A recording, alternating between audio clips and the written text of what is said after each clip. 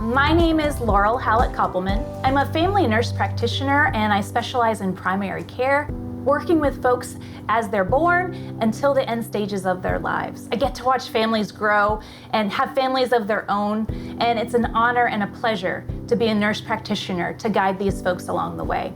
That's why today is so important as we honor International Opioid Overdose Awareness Day, August 31st, 2022.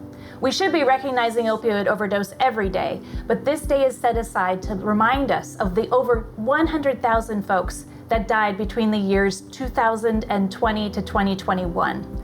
And that number is rising every day. We as nurse practitioners know that our patients are having difficult conversations with their families, and we want to be there to help you along the way, to provide a safe space, to offer you suggestions on how to talk to your teenagers that very often are experimenting with medications or products they're buying off the street. We do know that currently we are seeing an increase of fentanyl being mixed into some of these medications, and it's across the coast. It's east to west. Folks are accessing medications that may have fentanyl pressed into them. Fentanyl is a highly, highly dangerous drug. It can actually cause respiratory depression at much higher rates than heroin or morphine, and we don't have regulation for these illicit substances.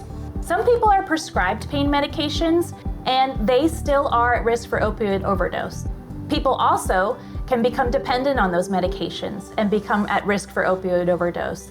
When we use words like addict or druggie in our common conversations, if there was a person that felt like they could come to you for advice or help, they may feel stigmatized and feel like that's not an option for them.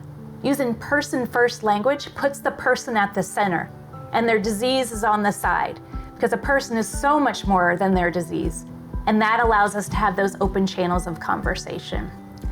We are seeing a rise in folks using illicit substances, and not just folks that you would think are using them. Your mothers, your fathers, your sisters, your children have access to these medications. And so having open lines of communication with your kids, with your family members is key. Nurse practitioners are excellent at talking to patients about how to have these difficult conversations. The other thing that nurse practitioners can do for you is provide you with a prescription for naloxone. Naloxone, or Narcan as it's sometimes known, is a medication that can reverse an opioid overdose. That means if a person has stopped breathing because of an opioid, as it sits on our receptors to slow down our lungs, that medication can help them breathe again. It is so important, if you have a prescription for opioids, to ask your nurse practitioner for naloxone.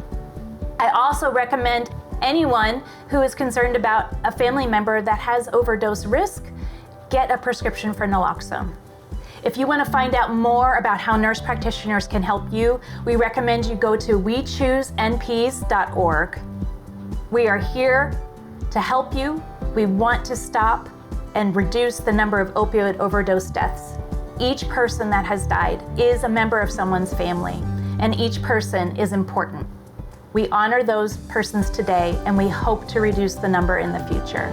Thank you so much for listening. I hope you have a good day.